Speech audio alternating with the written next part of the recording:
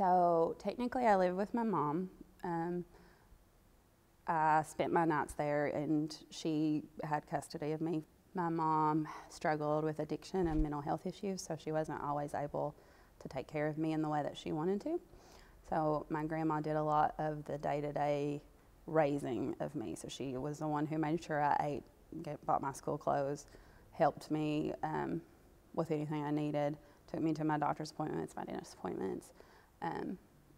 So really I had, and then, you know, I had a lot of other help from those aunts and uncles that were nearby. So I was raised by a lot of people, but I think my grandma did the bulk of the work.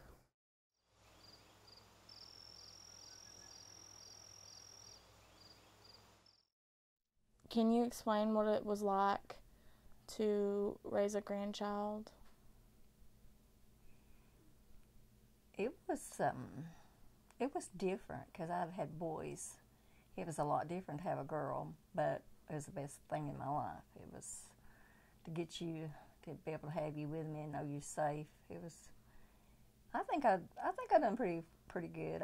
I enjoyed being with you, getting to go on all the trips with you, and seeing you at the ball games, cheerleading, beta, academics. It was really good for me.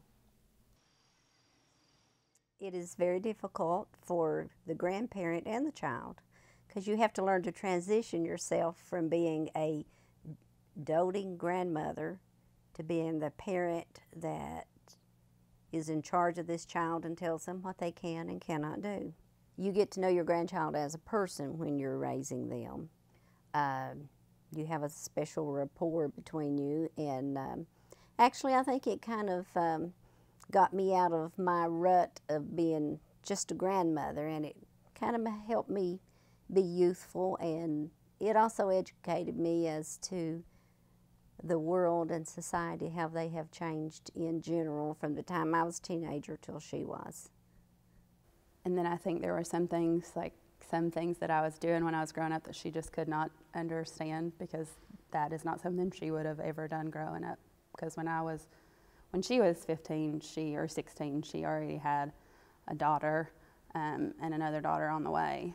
And I think also I knew the entire time that she didn't really have to do any of that. She didn't have to fill that role. She didn't have to take care of me or take me to doctor's appointments or meet that need. So even though I might not have been as appreciative as I should when I was younger, now I realize what a sacrifice that was, and that just makes me feel incredibly loved. I think it's becoming really common, especially in Eastern Kentucky, for grandparents to be raising their grandchildren. So I am a mental health therapist. I work a lot with children and adolescents. It's my specialty, actually. So the probably 70, it's not an exact number, but that's just my estimate, 70% of the families that I work with, the children are being raised either by a grandparent or another family member who's typically older. And so I see it a lot, and a lot of the times it is because of drug addiction. The parent is dealing with addiction, and they're not able to take care of their child, so the grandparent steps in and fills that role. I think it's just the way that the world is right now. The parents are, a lot of times they're just not capable of taking care of their kids. They either, sometimes it's drug related or just can't do it.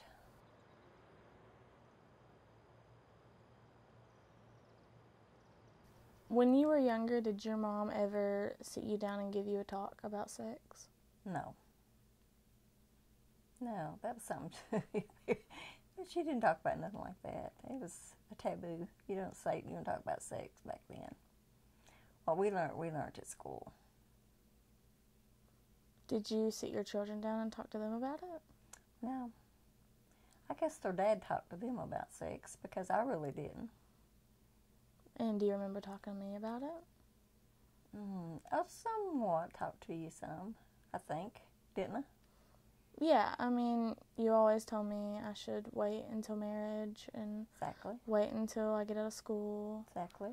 And things like that. So I guess you did talk to me about it, but I learned most of it from people at school, television, things like that. So probably the first times that I heard about sex were on the school bus, because we were, in kindergarten or first grade, and there were like 7th and 8th graders on the back of the bus. And I remember that they used to teach us all kinds of things that we weren't supposed to know, like what the middle finger was and what sex was.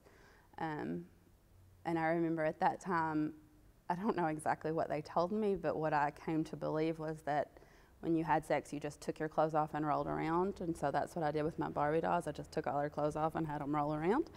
And then later on, I learned a lot more about sex. Initially, from just like my friends in the classroom, I got more information.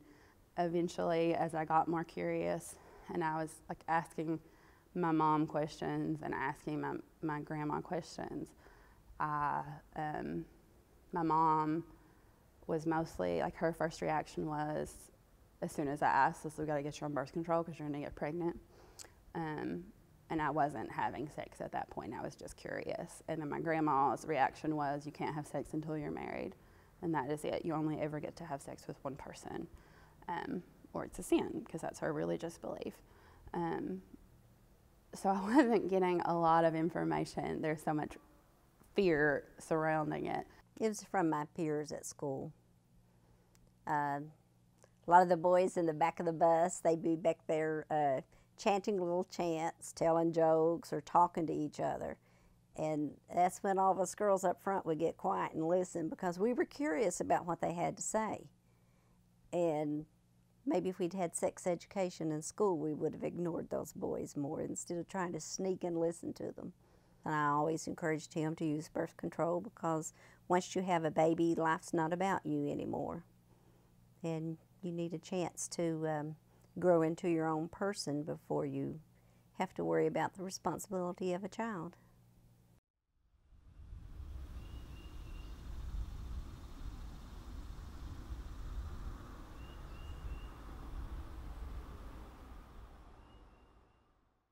My mom was pretty afraid of sex, and for her it was a really negative thing. She was sexually abused as a child, and then as an adult was raped while she was under the influence. And so both of those things she never really dealt with. Even though she struggled with mental health, she didn't really get treatment for it, because most people just labeled her an addict. They didn't really look at what she was medicating. That caused me to feel a lot of guilt and shame for a long time. All of those different, the fear that was surrounding it, the attitude that if you had sex that you'd given away your precious flower and you were no longer had any worth. All of those things contributed to like a deep sense of guilt and shame. So I do wish that it was taught to me in a much more positive way. My daughter is 5, and I try to be very open and honest with her. And anytime she has questions, I do my best to answer those in a way that is honest and also developmentally appropriate. You want to hear my super why? Yeah. One thing, like, I teach her the appropriate names for her body parts. So like, it's a vulva, it's a vagina. And the reason that I did that is because there's so much research that shows that's one of the best ways to prevent against sexual abuse. And also because those are not names that you should be ashamed of. You shouldn't be ashamed of the word vulva. It shouldn't cause us all to run screaming from the room when we hear the word vagina. But even that, I don't know where it came from, but one day she came back and I said something like, about vulva, and she said, that's a potty word. So someone, even though I've, made this conscious decision along with her father to teach her the correct terms for her anatomy, someone has taught her that's a dirty word, that's a dirty thing.